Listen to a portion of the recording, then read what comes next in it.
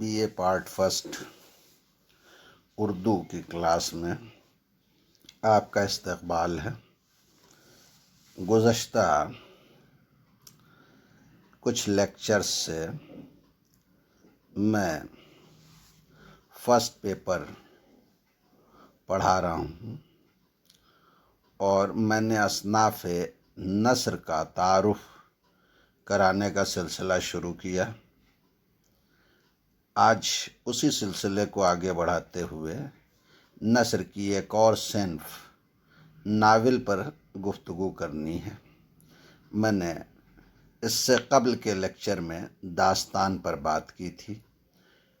داستان، ناول، افسانہ، ڈرامہ، یہ سب ایک ہی قسم کے ذیل میں آتی ہیں، اس لیے میں سلسلے وار ان پر گفتگو کروں گا۔ اس کے بعد دوسری اصناف نثر پر بات کروں گا۔ فکشن کی دوسری قسم داستان کے بعد ناول ہے۔ ناول انگریزی زبان کا لفظ ہے اور یہ صنف بھی انگریزی کے اثر سے ہمارے اردو ادب میں داخل ہوئی ہے۔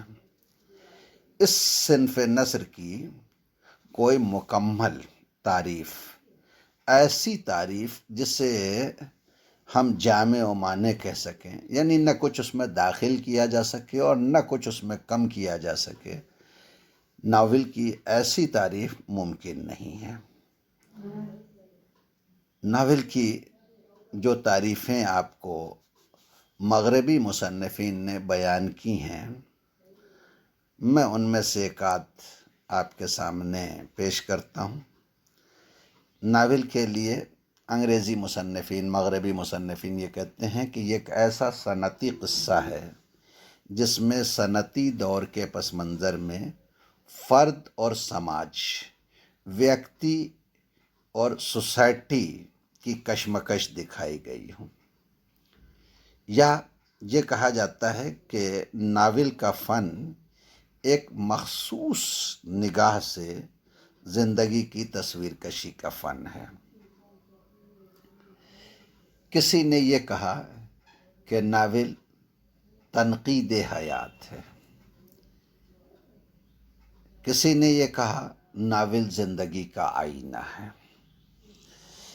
کسی نے یہ کہا کہ حقیقت کو تخلیق کا روپ دے دینا ناول کہلاتا ہے، یا تخلیق کو حقیقت کا جامہ پہنا کے پیش کر دینا، اس طرح پیش کر دینا کہ اس کے تمام اجزاء میں ایک ہم آہنگی قائم ہو جائے، یہ ناول کہلاتا ہے۔ بہرحال اس ناول کی تعریف کے بارے میں اختلافات ہو سکتے ہیں اور ہوتے بھی ہیں۔ یہاں میں ان اختلافات پر آپ سے گفتگو نہیں کروں گا۔ آپ کو صرف یہ یاد رکھنا ہے کہ ناول ایک ایسی صنف ہے جس میں مصنف زندگی کی تصویر کشی کرتا ہے یا صنعتی دور کے پس منظر میں انڈسٹریل ایج میں ویکتی اور سماج کے بیچ جو کشمکش ہے اسے پیش کرتا ہے۔ ناول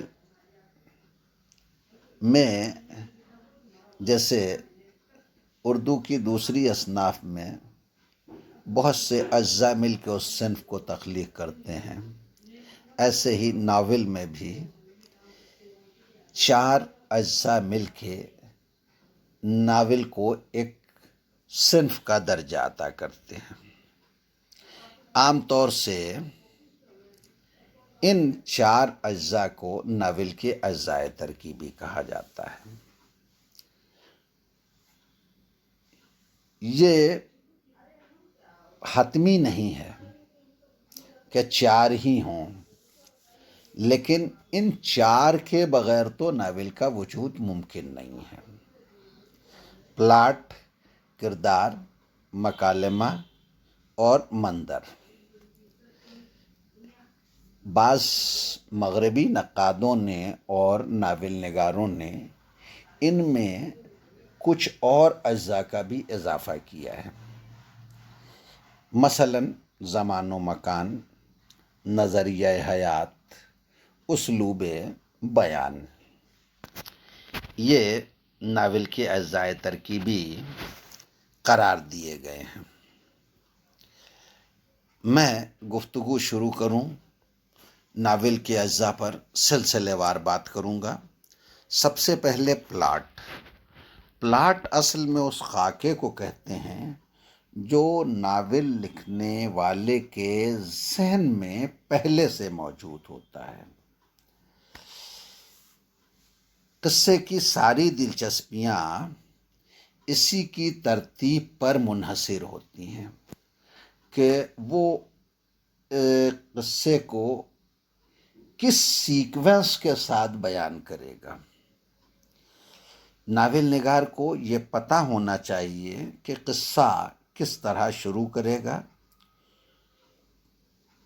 کس طرح قاری کی دلچسپی میں اضافہ کرے گا، اور پھر اس دلچسپی میں کیسے اتار چڑھاؤ پیدا کیے جائیں گے اور کس طرح اس قصے کا اختتام ہوگا۔ رومانی ناولوں میں قصے میں دلچسپی قائم رکھنے کے لیے طرح طرح کے الجھاؤ پیدا کیے جاتے ہیں۔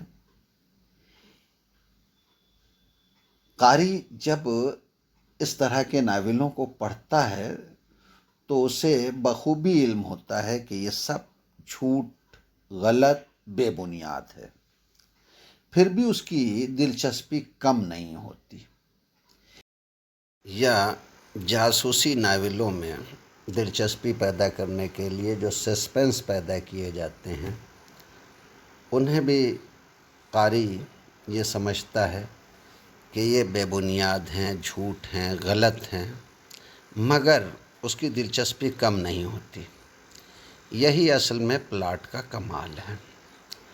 مصنف ناول کا جو پلاٹ تیار کرتا ہے وہ عموماً دو طرح کا ہوتا ہے۔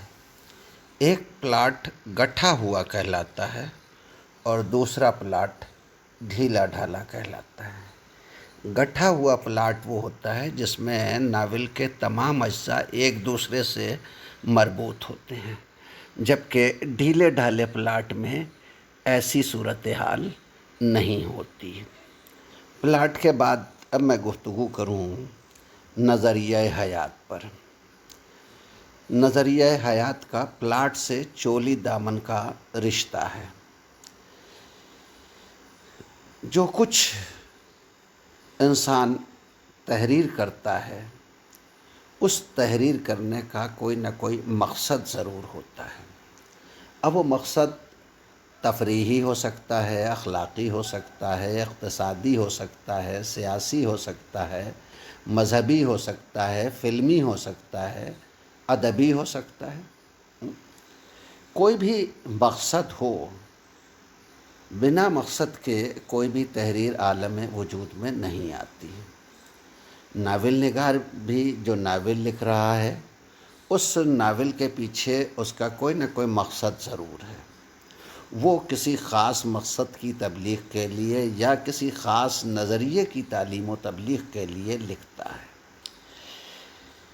ایک عام لکھنے والے میں اور ایک فنکار میں فرق یہ ہوتا ہے کہ عام لکھنے والا اپنے مقصد کو واضح کر دیتا ہے، جبکہ فنکار اپنے مقصد کو ظاہر نہیں کرتا، وہ واقعات کی ترتیب سے اپنا مقصد حاصل کرتا ہے۔ میں آپ کو پھر مثال دوں پریم چند کی کہانی نمک کا دروغہ کی، جو آپ کے نصاب میں شامل ہے۔ اس کہانی کے تحریر کرنے کا مقصد پریم چند کے نزدیک ایمانداری، فرض شناسی تھا۔ لیکن پورے افسانے کو آپ پڑھ ڈالیے، کہیں بھی پریم چند آپ سے یہ نہیں کہتے کہ فرض شناس بنو، ایماندار بنو، سچے بنو، نیک بنو، نہ، بلکہ وہ کہانی کا تانا بانا اس طرح بنتے ہیں کہ کہانی پڑھنے کے بعد آپ کے اندر فرض شناسی، ایمانداری اور نیک بننے کا جذبہ خود بخود پیدا ہوتا ہے۔ یہی ایک فنکار میں اور ایک عام لکھنے والے میں فرق ہے۔ ایک اچھا ناول نگار جو ہوتا ہے، ایک فنکار ناول نگار جو ہوتا ہے، وہ جس مقصد کے لیے ناول لکھ رہا ہوتا ہے وہ مقصد ظاہر نہیں کرتا، بلکہ باتوں باتوں میں آپ کو لگا کے اس منزل تک پہنچا دیتا ہے جو اس کا ایم اور ٹارگیٹ ہے۔ نظریہ حیات کے بعد ناول کے اجزائے ترکیبی میں نمبر کردار کا آتا ہے۔ کردار ناول کی جان ہوتے ہیں، کیوں؟ اس لیے کہ انہی کے ذریعے پلاٹ کو مصنف آگے بڑھاتا ہے۔ اس لیے ناول نگار کا فرض ہے کہ وہ اپنے ناول میں جن کرداروں کو پیش کر رہا ہے ان کرداروں کے معاملات کو بہت احتیاط سے پیش کرے تاکہ قاری اسے اچھی طرح سمجھ سکے۔ یہ کردار جو ناول میں پیش کیے جاتے ہیں، ناول کے نقادوں نے ان کی دو قسم بیان کی ہے۔ ایک فلیٹ کردار ہیں، یعنی جو ابتدا سے پختہ رنگ میں رنگے ہوئے ہوتے ہیں، واقعات اور حادثات ان پر اثر نہیں کرتے، ان کے اندر شروع سے آخر تک کوئی تبدیلی واقع نہیں ہوتی۔ مثلا نذیر احمد کے ناول کا کردار اصغری، یا آپ کے نصاب میں داخل فسانہ آزاد کا ایک حصہ ہے لکھنؤ کی نوابی زندگی کے اوپر، تو اس میں جو خوجی کا کردار ہے وہ بھی ایسا ہی کردار ہے۔ پنڈت رتن ناتھ سرشار نے اس کردار کو تخلیق کرنے میں یہ رکھا ہے کہ یہ شروع سے آخر تک ایز اٹ از رہتا ہے، یہ فلیٹ کردار ہے، اس میں کوئی تبدیلی واقع نہیں ہوتی۔ دوسری قسم ناول کے کرداروں کی وہ ہے جو شروع سے پختہ نہیں ہوتے، دھیرے دھیرے ان میں تبدیلی آتی رہتی ہے۔ ناول کی ابتدا سے انتہا تک ان کی سیرت اپنے ارتقائی مراحل اور منزلوں کو طے کرتی رہتی ہے۔ یہ کردار حقیقی زندگی سے جتنا قریب ہوتے ہیں ناول اتنا ہی کامیاب ہوتا ہے۔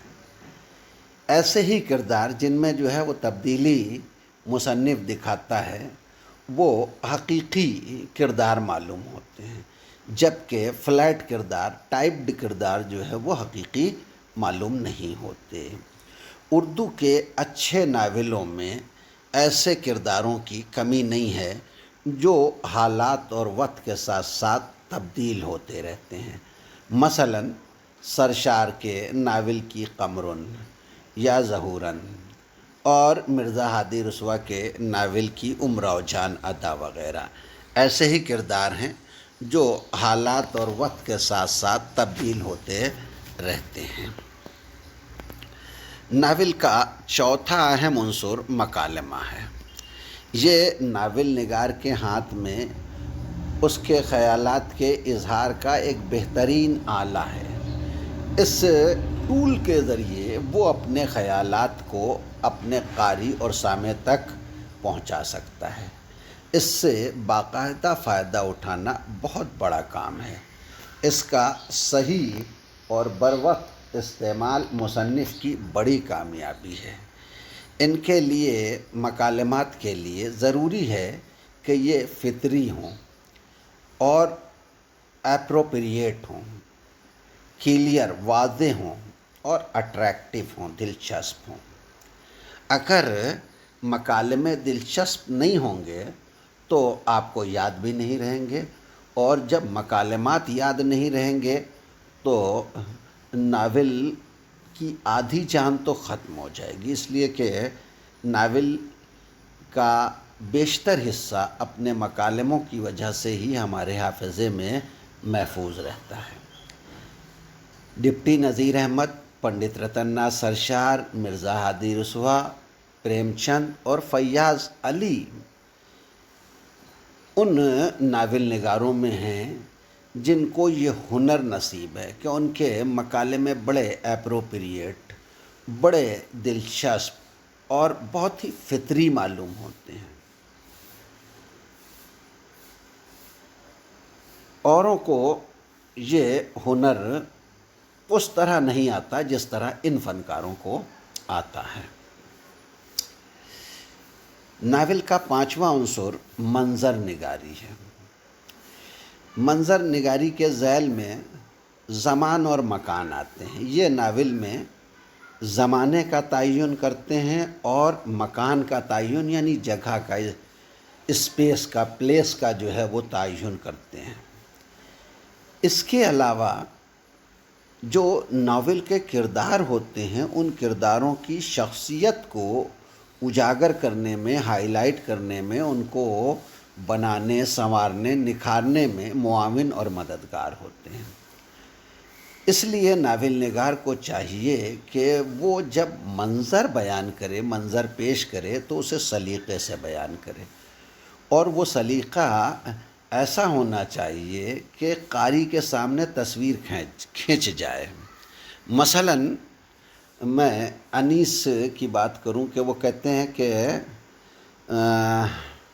خون برستا نظر آئے جو دکھا دوں صف جنگ، خون برستا نظر آئے جو دکھا دوں صف جنگ۔ تو ایسی منظر نگاری ہو کہ اگر جنگ کے میدان کا بیان کر رہا ہے ناول نگار تو ایسا لگے جیسے سر کٹ کٹ کے گر رہے ہیں، خون جو کی بارش ہو رہی ہے، اور سر و تن جو ہے وہ خون کے جو ہے اور خاک و خون میں لوٹتے دکھائی دے رہے ہیں۔ ایک باکمال ناول نگار کا فرض یہ ہے کہ وہ منظر نگاری کو اس طرح کارآمد بنائے کہ کرداروں کے حرکات و افعال اور ان کے مزاج اور ان کے رجحانات کو سمجھنے میں یہ منظر مددگار ثابت ہو۔ میں نے یہ کہا تھا کہ منظر نگاری کے ذیل میں زمان و مکان آتے ہیں، لیکن بہت سے نقادوں نے زمان و مکان کو الگ، منظر نگاری سے الگ بھی بیان کیا ہے، اور یہ کہا ہے کہ ناول میں زمان اور مکان کا تعین ضروری ہے کہ کب واقعہ کب رونما ہوا اور کہاں ہوا، اور اس کی انہوں نے کچھ دلیلیں دی ہیں۔ وہ کہتے ہیں کہ مقامات بدلنے سے افعال و حرکات بدل جاتے ہیں، زمانے اور وقت کے بدلنے سے بھی کرداروں کے افعال میں تبدیلی پیدا ہو جاتی ہے، ان کی زبان بدل جاتی ہے، تہذیب بدل جاتی ہے، اور پورا ایک سماجی سیٹ اپ جو ہے وہ وقت کے بدلنے کے ساتھ بدل جاتا ہے۔ مثلاً اگر آپ 15ویں صدی کے کسی واقعے کا ذکر کر رہے ہیں تو اس دور میں آپ جو ہے وہ ٹرین کا اور ہوائی جہاز کا، موبائل فون کا، انٹرنیٹ کا جو ہے وہ ذکر نہیں کر سکتے۔ 21ویں صدی میں یہ چیزیں جو ہے وہ آپ بیان کر سکتے ہیں۔ تو یہ ساری تبدیلیاں زمان اور مکان کی بنا پر ناول میں یا افسانے میں یا داستان میں رونما ہوتی ہیں۔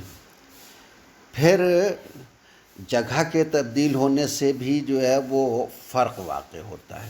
مثلاً آپ یورپ کا ذکر کر رہے ہیں تو انگریز رہتے ہیں، اب ان کی تہذیب الگ ہے۔ آپ فرانس کا ذکر کر رہے ہیں تو فرانسیسیوں کی تہذیب الگ ہے۔ آپ متحدہ عرب امارات کا ذکر کر رہے ہیں تو وہاں عربوں کی تہذیب الگ ہے۔ مثلاً انگریز جب کسی سے ملاقات کرتا ہے تو وہ ہاتھ ملاتا ہے، فرانسیسی جب کسی سے ملاقات کرتا ہے تو وہ ملاقاتی کے گال چومتا ہے، عرب جب کسی سے ملاقات کرتا ہے تو وہ اس سے مصافحہ کرتا ہے، ہندوستانی جب جو ہے وہ کسی سے ملاقات کرتا ہے تو ہاتھ جوڑتا ہے اور اس کے پیر چھوتا ہے۔ تو زمان اور مکان ان دونوں کا خیال رکھنا پڑے گا جیسے زمانے کا ہمیں خیال رکھنا ہے، ویسے ہی جو ہے وہ مکان کا بھی خیال رکھنا ہے۔ مکان کے اور زمان کے خیال میں ہمیں یہ بھی جو ہے وہ مد نظر رکھنا ہے کہ ہم جب کرداروں کا بیان کریں تو ترتیب وار بیان کریں، یعنی کرداروں کی سوانح حیات اگر ناول میں بیان ہو رہی ہے تو پہلے بچپنا بیان ہو، پھر جوانی کا بیان ہو، اور اس کے بعد جو ہے وہ ضعیفی اور بڑھاپے کا بیان ہو۔ یہ جو سوانح کے بیان میں گزرتے ہوئے دن ہیں، جو گزرتا ہوا وقت ہے، اس کا اثر بھی الگ الگ دکھانے کی چیزیں ہیں جو مصنف کو دکھانا چاہیے کہ وقت گزرنے کے ساتھ کردار کی تعمیر میں کیا فرق واقع ہو رہا ہے، کردار کی سوچ کس طریقے سے تبدیل ہو رہی ہے۔ ناول نگار کو قدم قدم پر ان تمام باتوں کا خیال رکھنا پڑے گا، ورنہ ایک ذرا سی بھول بھی اس کی شاہکار تصنیف کو دو کوڑی کی چیز بنا دے گی۔ ساتواں عنصر ناول کا اسلوب ہے۔ اسلوب بیان سے مراد بات کہنے کا ڈھنگ یا لکھنے کا ڈھنگ۔ دیکھیے، زبان اور بیان بہت امپارٹنٹ چیزیں ہیں، ہے نا؟ کبھی موقع ملا تو میں آپ کو زبان کا فرق بھی بیان کروں گا۔ اس وقت صرف بیان کی بات کہنے کا ڈھنگ، ہے نا؟ انسان بات کہنے کا ڈھنگ اگر اچھا ہے تو سامنے والا مجبور ہو جاتا ہے اس کی بات کو ماننے پر۔ اس لیے ناول اور افسانے میں یہ چیز بہت اہم ہے۔ کچھ یہ عنصر فطری ہوتا ہے، یعنی بات کہنے کا طریقہ کچھ تو پیدائشی ملتا ہے، گاڈ گفٹڈ ہوتا ہے، اور کچھ انسان تعلیم و تربیت کے ذریعے حاصل کرتا ہے۔ کسی شاعر نے کیا خوب کہا ہے کہ تلوار کاٹتی ہے مگر ہاتھ چاہیے، یعنی تلوار میں دھار ہے، اس کی فطرت ہے کاٹنا، لیکن تلوار جب ہی کاٹے گی جب تلوار چلانے والا ہاتھ بھی جو ہے وہ، یعنی اسے چلانے کا ہنر آتا ہو۔ اگر تلوار چلانے کا ہنر نہیں آتا ہے تو تلوار جو ہے وہ کاٹ نہیں سکتی۔ تو اسی طرح کچھ لوگ پیدائشی طور پر بات کرنے کا سلیقہ رکھتے ہیں، اور جو پیدائشی طور پر بات کرنے کا سلیقہ رکھتے ہیں اگر انہیں صحیح تربیت مل جاتی ہے، صحیح ٹریننگ مل جاتی ہے، تو وہ بالکل اس طرح ہوتے ہیں جیسے ایک تراشیدہ ہیرا، جو دیکھنے میں بڑا خوبصورت لگتا ہے۔